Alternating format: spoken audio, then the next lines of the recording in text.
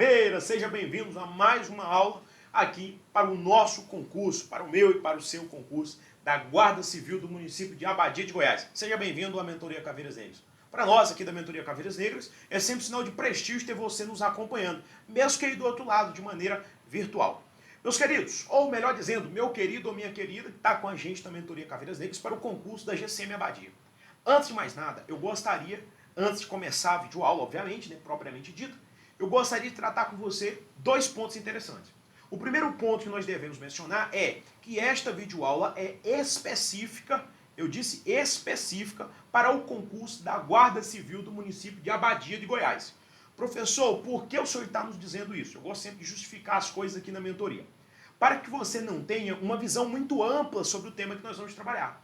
Porque é comum hoje em dia candidatos que vão fazer a prova do concurso da Guarda de Abadia, mas que também estão se preparando para concurso da Polícia Militar, Polícia Civil, Polícia Federal, Departamento Penitenciário Federal, que é a Polícia Penal Federal, Polícia Penal aqui do Estado de Goiás, dentre outros cargos. E aí o que acontece? O aluno, ele assiste a aula, depois que eu termino de assistir a aula, fala assim, nossa, a aula foi muito básica. Eu já assisti esse mesmo tema e foi mais aprofundado, falou de mais coisa, falou de mais detalhes, trouxe jurisprudência, doutrina clássica, doutrina moderna e tudo mais.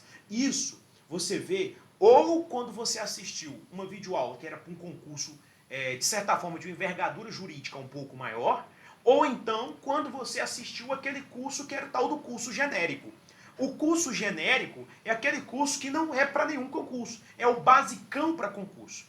Muitos cursos preparatórios, muitas mentorias, coaches e etc., empresas desse segmento de preparação para concurso, gravam esse tipo de curso e disponibilizam. E falam, ó, esse curso é um curso básico para concursos.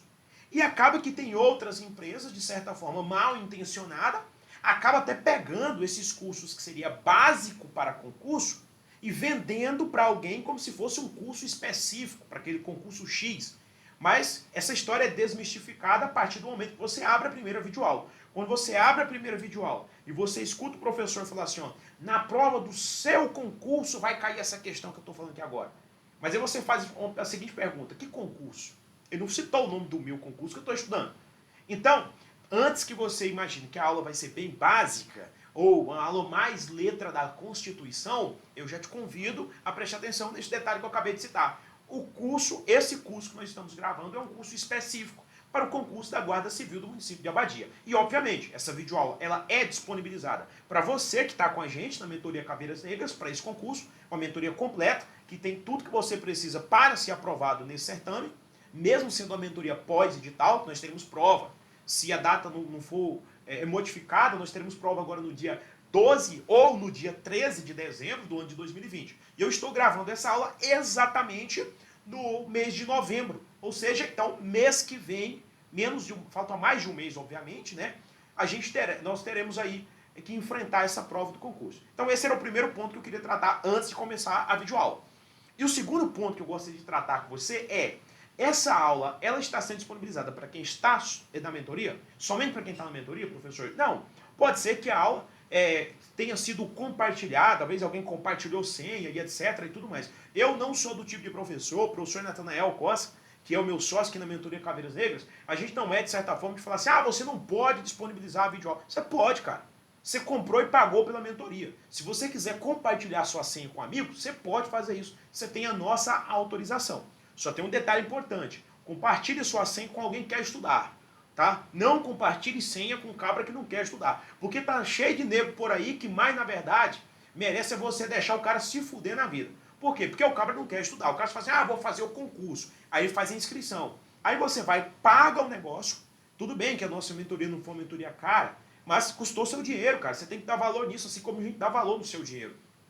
Então daí, você vai dar a mentoria, você vai lá e dá acesso ao curso para um Zé Ruela que não quer estudar porra nenhuma. Aquele cara que você mais está querendo que ele estuda do que ele mesmo. Porque tem esse tipo de cara, eu já passei por essa situação. Então, se for compartilhar a senha, compartilhe com alguém que realmente quer ajudar. Então, se você estiver assistindo esse curso e você ganhou o acesso porque um colega te deu, ou você comprou, inclusive, tem um curso exclusivo nosso, que vai ser lançado agora na segunda-feira, eu estou gravando essa aula hoje, dia 7, agora às 18 horas e alguma coisa, 18h48, mas dia 7 de novembro de 2020, na segunda-feira, dia 9, nós vamos lançar um curso no qual, inclusive, estas videoaulas aqui, que você está vendo agora nesse momento, será vendida. Então, mas é um curso top pra caramba, muito parecido com a mentoria. Esse curso, inclusive, nós só estamos vendendo para atender alguns alunos nossos que queriam estar na mentoria, mas nós abrimos para pouquíssimas vagas, não conseguiram entrar a tempo, as vagas esgotaram e as pessoas estão fora, sem auxílio e tudo mais. Tanto é que não vai ser um curso comum. Todos os nossos cursos não é simplesmente um curso e foda-se. Muito pelo contrário. Você vai ter nesse curso, se você conhecer alguém, por exemplo, que está querendo estudar, ou até esse amigo seu que você ia compartilhar a senha, fala com ele para comprar o curso, ou até ajude ele a comprar se não tiver condição, porque as pessoas têm um hábito, ouçam isso, as pessoas têm um hábito de não valorizar aquilo que ele ganha, aquilo que é gratuito. Isso é desde que mundo é mundo, meu amigo. A coisa de graça o cara não dá valor, mas quando ele compra, aí ele dá valor. Mas o curso vai ter um valor bem baratinho mesmo. Vai contemplar todas as nossas videoaulas da parte específica do edital, ou seja, aquela parte de direito administrativo, direito penal, que nós estamos gravando hoje, e da parte da legislação extravagante. Então vai englobar todas as videoaulas dessa parte específica, e essa parte específica, já até convido você da mentoria, já está careca de saber, eu falo isso todo dia para você das mensagens, mas é a parte mais valiosa. Vale 60 pontos de um total de 100. Isso significa que 60% da sua nota vai estar dentro dessas videoaulas que nós vamos estar disponibilizando na segunda-feira. Então vai um planejamento completo, mais as videoaulas, mais questões de todos os tópicos que a gente colocar no planejamento. E ainda por cima, já estamos providenciando também, inclusive a professora já gravou a primeira bateria de videoaulas de língua portuguesa, isso mesmo. Então ainda que você não tenha videoaula de todos os tópicos da língua portuguesa, nós vamos entregar a você aqui na mentoria, gratuitamente, porque não prometemos isso no início, tá? Gratuitamente as videoaulas que a gente conseguir gravar dos pontos e tópicos mais importantes da língua portuguesa. Da mesma maneira, também serão disponibilizadas para você que adquirir esse curso, assim como para você que está na mentoria, também lista de questões de outros tópicos, embora nós não vamos oferecer as videoaulas, como por exemplo, informática, dentre outras matérias previstas no edital. Beleza? Então se você conhece esse amigo aí do lado, fala assim, ó rapaz, compra o curso lá da Mentoria Caveiras Negras, tá ok? O curso é baratinho, cara, é de graça, é praticamente de graça. E tem um detalhe, esse curso é a mentoria, professor? Não, na mentoria você sabe que o cenário é um pouco diferente. Na mentoria, meu amigo, é pau na muleira o tempo inteiro. É mensagem todo dia, é cobrança, é querendo saber como é que está, desenvolvimento. Para o cabra que não tem disciplina, joga ele aqui para a Mentoria Caveiras Negras, que aí, meu amigo, você vai ver que ele vai estudar de verdade. É mensagem de manhã, é mensagem de tarde, mensagem à noite, ou como é que você está, melhora nisso, melhora naquilo outro, ó, responde isso, responde aquilo outro, e por aí vai, até o dia da prova. Beleza, pessoal? Professor, tudo bem, já entendi. Eu acho que eu perdi 5 minutos da minha vida vendo essa introdução. Então, vamos cá que você vai ganhar o restante de minutos aqui da sua vida, beleza? Então vamos lá, na tela com a gente. Módulo de Direito Penal com o professor Advilson Galdeira, que por incrível que pareça, sou eu que aqui nesse momento vos falo. A nossa missão no planejamento é a missão de número 7. Você já sabe que aqui na mentoria, as videoaulas é compatível com a missão que você tem que estudar, tá bom? Então lá no seu planejamento está lá, missão de número 7, disposições constitucionais aplicáveis ao direito penal. A fundamentação, professor, é o artigo 5º da Constituição Federal, tá? Artigo 5º nos mais variados incisos. O que é que nós vamos trabalhar aqui, professor? Primeiro, o que é ou que são disposições constitucionais aplicáveis ao direito penal. É mais ou menos o seguinte, da forma que eu vou te mostrar aqui agora. Dá uma olhadinha na tela. É assim, ó. Veja. Quando a gente fala em disposições constitucionais de direito penal, aqui você tem a Constituição Federal de 1988. E aqui você tem, por exemplo, o direito penal. Bom, aqui você tem o direito penal. Então preste atenção que eu vou circular agora para facilitar para a gente. Você tem o direito penal de cá e aí você tem a Constituição Federal de cá. Quando a gente fala em disposições constitucionais de direito penal, é a mesma coisa, a gente está falando aqui em princípios constitucionais do direito penal. Então são princípios com previsão na Constituição que devem e que são aplicados no direito penal. Professor, eu não entendi. Eu vou traduzir para você aqui agora, fazer aquilo que eu sempre digo com os alunos. O método botequês. Porque explicar difícil com rebuscado jurídico, todo mundo explica.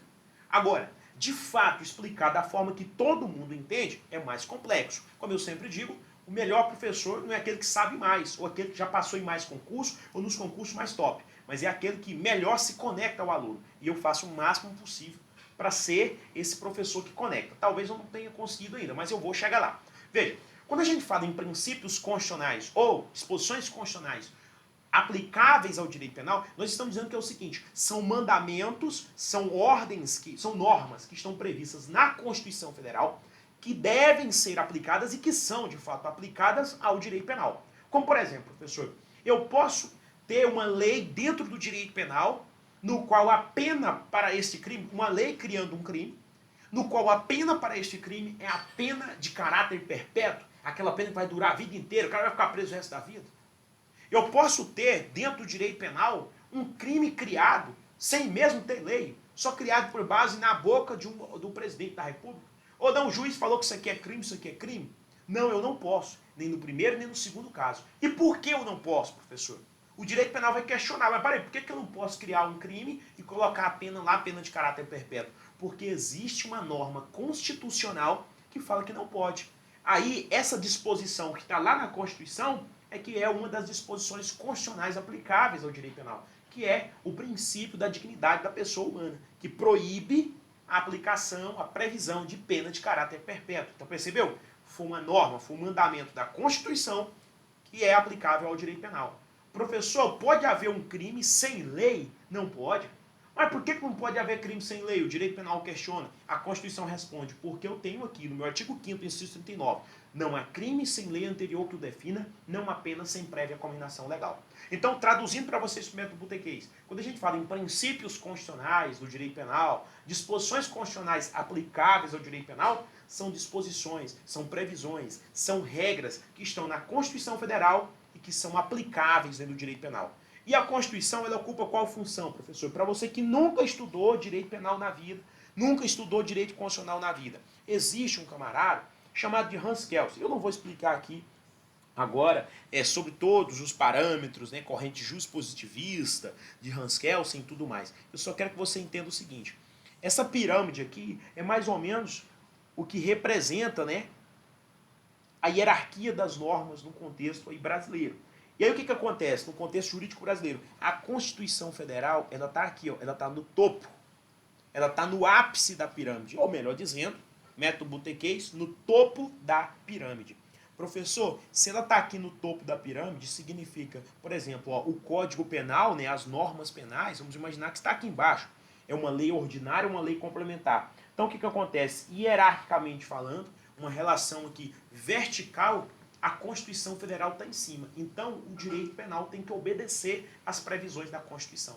Daí, por isso, nós falamos disposições constitucionais aplicáveis ao direito penal. Conseguiu pegar a visão? Professor, já entendi. Isso vai cair na minha prova? Não, não vai. Eu não acredito que o examinador, tá bom, vá cobrar na sua prova, agora do dia 12 ou dia 13 de dezembro de 2020, o que é disposições constitucionais de direito penal. Não acredito nisso.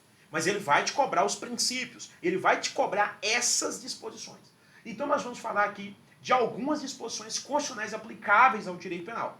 Como eu disse para vocês, essa aula ela é uma aula mais rápida, ela é uma aula intensiva. Por quê? Porque a nossa mentoria tem andamento, o nosso concurso está em andamento, a prova tem data marcada, falta pouco mais de um mês para a sua prova. Então não vamos aqui ficar enrolando demais da conta. Essa mesma aula que eu estou gravando para vocês, com exceção de alguns princípios que eu acabei tratando lá dentro do direito penal para o concurso da Polícia Militar, ela demorou um pouco mais, foi uma aula que durou uma média aí de quase 1h30. Não, mas deu mais de 1 hora. Agora aqui não, aqui nós vamos demorar ao mesmo tempo, porque senão você vai passar muito tempo só assistindo a videoaula. Beleza? Então nós vamos passar mais rápido, se você entender o conceito da coisa, se você entender o porquê que o direito penal tem que obedecer o que está na Constituição, é porque a Constituição está lá no topo. Prova, pode cair o nome do Hans Kelsen na sua prova? Poder até pode, mas é meio difícil, tá bom? É meio difícil, inclusive o nome Hans Kelsen foi uma das coisas que caiu na minha prova do concurso da Polícia Penal do ano de 2014. Mas pode perguntar, quem é que faz com que, qual foi o nome do doutrinador, do jurista, que elaborou o sistema de primazia e hierarquia das normas constitucionais e falou que a Constituição de um Estado está no topo de todas as leis? Você vai colocar na sua prova Hans Kelsen, beleza? Professor, tudo bem, essa parte eu já entendi. Agora vamos de fato para as disposições e aí nós vamos dar um nome de princípios aqui para ficar mais bacana para a gente, beleza? Vamos lá então, na tela comigo. Vamos começar aí a trabalhar o primeiro princípio constitucional, a primeira disposição constitucional, que é o princípio da legalidade. O que é o princípio da legalidade, professor? Bem rápido. Artigo 5º, inciso 39 da Constituição diz: não há crime sem lei anterior que o defina, nem pena sem prévia cominação legal. Quase esse mesmo texto está repetido no artigo 1º do Código Penal. Não há crime sem lei anterior que o defina, não há pena sem prévia cominação legal. Só aqui tem uma diferençazinha, mas na prática não tem diferença nenhuma. Professor, quando o examinador, quando o legislador, na verdade, ele falou assim, ó, não há crime sem lei, o que ele está querendo dizer, professor? Ele está querendo dizer que, em tese, em sentido amplo, o princípio da legalidade é isso. Para haver um crime, deve haver antes o quê? Uma lei. Beleza? Viu que é fácil? Professor, tudo bem. Só que essa expressão, não há crime sem lei, tem várias leis, eu já vi falar em várias leis. Tem lei ordinária, lei complementar, tá, tem medida provisória, tem decreto, tem portaria. Tudo isso é lei ou tem força de lei? Tudo isso aí pode criar crime. Por exemplo, o presidente da República, por meio de um decreto, pode criar um crime? Negativo. Não pode.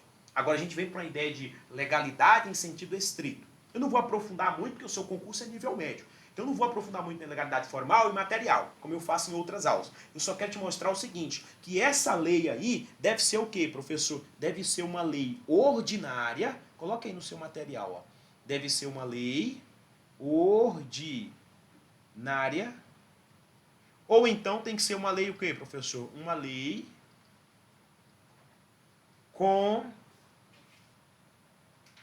complementar, tá bom?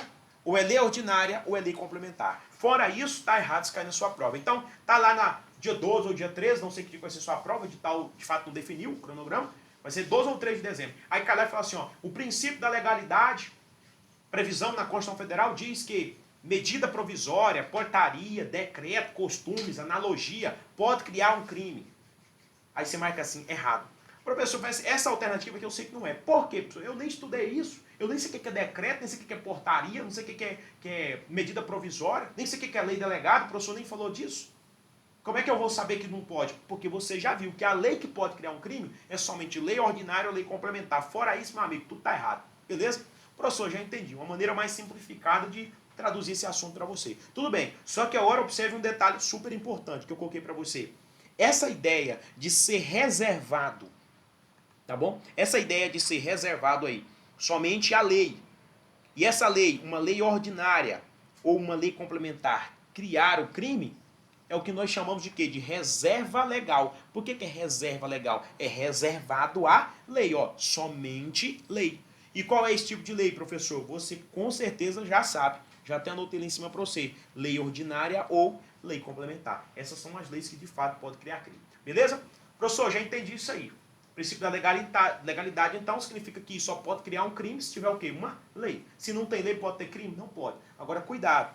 Essa lei, para ela ser aplicada a alguém, a um réu, a um suspeito, a um investigado, para ser aplicada ao indivíduo como um todo, ela deve ter sido criada, ou seja, ela deve ter entrado em vigência, ela deve estar valendo antes da prática do fato. Porque não pode, por exemplo, ter lei, mas a lei vem depois do crime, depois do fato praticado. Professor, cite exemplo aí. Vamos imaginar, tá? Vou citar um exemplo de um aluno. Vamos imaginar que o Valdir, tá? Que é o nosso aluno, inclusive, na mentoria, que o Valdir praticou um fato agora no ano de 2020. Exatamente na data de hoje, dia 7 de novembro de 2020. O Valdir foi e praticou um ato. Daí o ano que vem, hoje esse ato dele não é crime. Não tem lei falando que é crime. Aí o ano que vem uma lei e fala assim, ó, sabe o fato que o Valdir praticou? Pois é, de agora pra frente, todo mundo que praticar esse fato vai incorrer em crime e a pena é tal. Está escrito numa lei. Eu pergunto a você, o Valdir que praticou o fato esse ano pode ser punido? Com certeza não pode, tá bom? Então, grande abraço, inclusive, para você, Valdir, grande abraço aí pro Thiago, grande abraço pro Valério, pro Rogério, todo mundo que está acompanhando a gente aí na mentoria para o concurso da Guarda de Itaúsu. Então, o que é que isso significa? Que a lei ela deve ser criada antes da prática do fato. Na verdade, a expressão técnica seria: a lei deve entrar em vigência, deve começar a sua vigência antes da prática do fato. Mas se eu for ter que falar os termos tecnicamente corretos aqui, acaba que eu vou ter que entrar em outros temas, vigência, vacatio legis, aquela coisa toda, tema esse que eu acho que não vai cair na sua prova. Tá ok? Então já entendeu, né? A lei tem que ser o quê, professor? Anterior. Leve a letra da Constituição para sua prova, meu irmão, que vai dar certo demais. Olha aí, ó. Não há crime sem lei anterior que o defina, nem pena sem prévia cominação legal. Então aqui ó, a lei tem que ser o quê? anterior. Mesma coisa está aí no princípio, mesma coisa está indo com base agora na reserva legal. E só lembrando que a expressão reserva legal é um desdobramento do princípio da legalidade. Professor, continuando, anterioridade você já entendeu o que é, né? Já sabe que a anterioridade ela está vinculada ao que, professor? Está vinculada ao princípio da legalidade. Você sabe o que é anterior.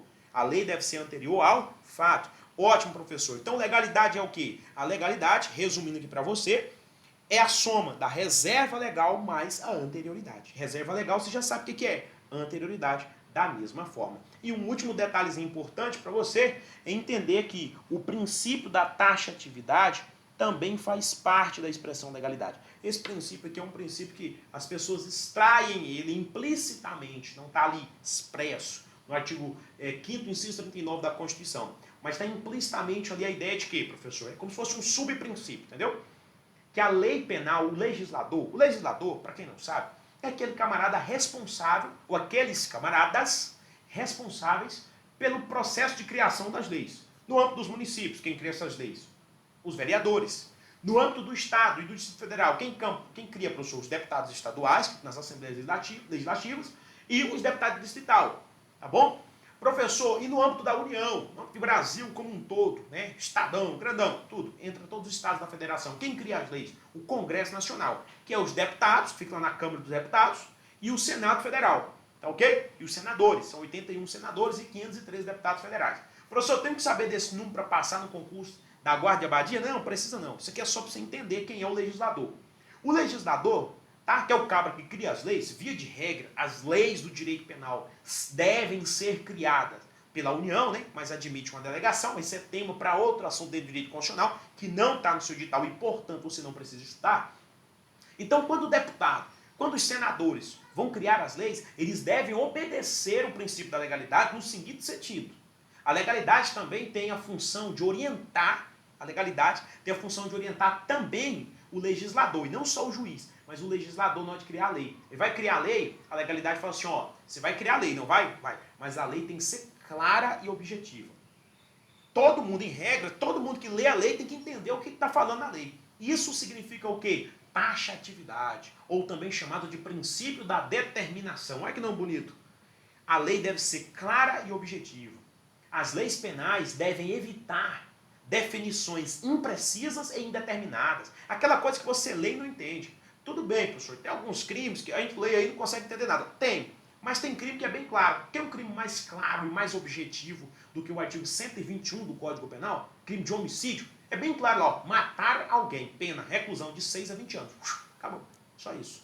Tá? Isso é objetividade. E quem manda isso, professor? O princípio da taxatividade, também chamado de princípio da determinação. Então, o que você faz? Anote isso aí no seu material. A lei deve ser, ó, clara e objetiva, ou seja, evitar definições imprecisas e indeterminadas. Então, só nessa primeira paulada aqui agora, meus queridos, nós já trabalhamos em tese quase 4 disposições constitucionais aplicáveis ao direito penal.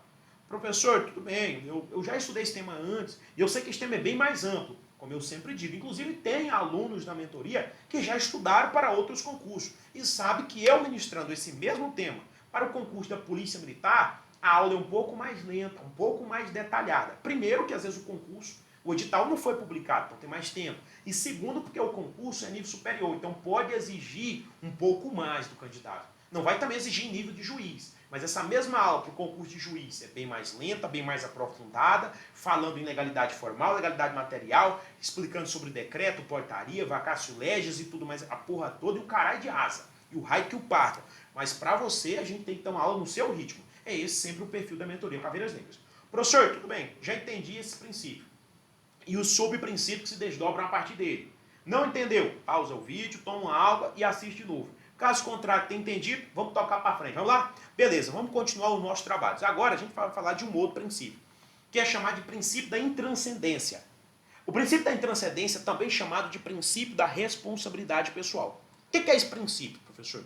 Esse princípio é o seguinte, está lá no artigo 5º, inciso 45 da Constituição. E ele diz assim, ó, nenhuma pena passará da pessoa do condenado, podendo a obrigação de reparar o dano e a decretação do perdimento de bens, nos termos da lei, estendidas aos sucessores e contra eles executadas, até o limite do valor do patrimônio transferido. Professor, eu não entendi. Pode ficar tranquilo, principalmente se você ainda não tiver estudado esse assunto antes, você não vai entender. Mas eu tenho certeza que após essa explicação, você vai, ó, dar aquele tchan aí, vai dar tudo certo, tá ok? Então vamos lá. Todos vocês que estão com a gente na mentoria, o Rudinei, um grande abraço para você, meu irmão, o Saulo, um grande beijo para você também, tem a Junais, tem a galera que está toda envolvida aí na mentoria, tem a Marcela também, lá de Uruaçu, que está com a gente aqui na mentoria, tem, parece, se não me engano, 2 ou 3 meninas só aqui na mentoria, tem acho que é só a Marcela, a Juliette e a Junais que está aqui com a gente na mentoria. Mas vamos lá, se eu estiver esquecendo de mais algum, ou estiver trocando às vezes os alunos, às vezes eu confundo o aluno da mentoria A com a mentoria B. Mas a todos vocês que estão acompanhando agora aí, o Dinei está lá em Aparecida de Goiânia, setor Colina Azul. Grande abraço, meu irmão.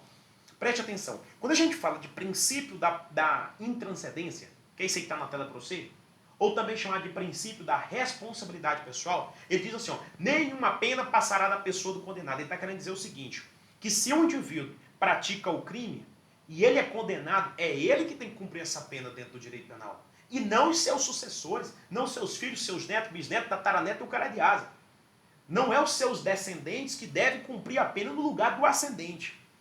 Exemplo, professor, o nome do pai do Rudinei chama Edilson. Aí eu vou citar ele como exemplo. Veja, imagine que o Edilson praticou determinado crime. Pode ser qualquer crime, o crime que seja. Imagine que o camarada foi lá e deu um tapa no rosto dele, e aquela porra estava espancando ele, e aí acabou que ele foi e deu uma facada no cabra e matou o cabra. E aí esperava-se que ia ser absolvido pelo Instituto da Legítima Defesa, né? Até uma absolvição sumária, mas isso não aconteceu, e ele foi condenado a 20 anos de reclusão. E aí, mais de 8 anos, reclusão, vai cumprir no regime inicial, cumprimento do regime fechado. Mas enfim, daí, o que acontece? Antes, Deus não é de deixar uma coisa dessa acontecer, mas antes dele começar a cumprir a pena, no dia que era para ele começar a cumprir a pena, sabe o que aconteceu? Deu um ataque cardíaco nele, o infartou, morreu. Aí o Edilson morreu. A pergunta que fica é, o Rudinei, filho do Edilson, vai poder cumprir a pena no lugar do pai? Tem que cumprir os 20 anos de reclusão? Obviamente que não. Eu acho que você nem precisava estudar o princípio da intranscendência para chegar a essa conclusão. Só que na hora da prova cai esse exemplo desse jeito? Não, talvez caia a letra da Constituição. E aí pergunta, pode colocar o conceito aí, ó, a pena não passará da pessoa do condenado, tudo bonitinho, e aí no final pergunta assim as alternativas para você. Assinale abaixo a alternativa que indica qual princípio está vinculado ao conceito acima. Se você não lembrar do nome intranscendência, você erra a questão sabendo dela. Tá ok? Então o princípio da intranscendência é isso, que a pena não pode realmente passar da pessoa do condenado. Mas, professor, dizem que esse princípio tem exceção. Não tem exceção. Na verdade, a pena em si, de fato, não tem exceção. Nenhuma pena vai passar da pessoa do condenado. O que pode passar aos herdeiros é o quê, professor? É a figura da dívida, meu amigo. Tá? É obrigação de quê? Dê uma olhadinha aí, ó. Tá? Podendo a obrigação de reparar o dano, que é uma coisa lá do direito civil, e a decretação do perdimento de bens ser, nos termos da lei, estendidas ao quê, professor? Aos sucessores. E até contra eles executadas. Só que aí tem um detalhe, ó, é até o limite do valor do patrimônio transferido.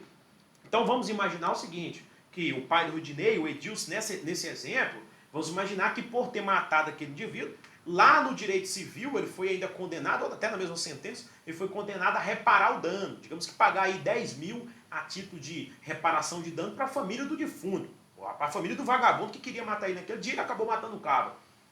Essa reparação não é, de certa forma, aí uma pena. Na verdade, a reparação de dano tem mais a ver com o direito civil. Essa reparação, os sucessores têm que arcar caso o condenado venha a faltar ou ser declarado ausente. Mas tem um detalhe, o sucessor não vai tirar dinheiro do bolso. O sucessor só vai pagar o quê, professor? Até o limite do valor do patrimônio transferido. Então, nada de acreditar que de alguma forma o Rudinei vai tirar dinheiro do bolso dele, do seu patrimônio, para arcar com a reparação do dano que era do pai dele. Negativo. Isso aqui no direito penal não existe. Agora, se o pai dele deixou, digamos que 10 mil, ele nem vai botar a mão naqueles 10 mil. É como se a família do defunto, no caso, que tinha direito à reparação do dano, já fosse um dos, na verdade, um dos credores, é como se fosse um dos herdeiros ali. Beleza?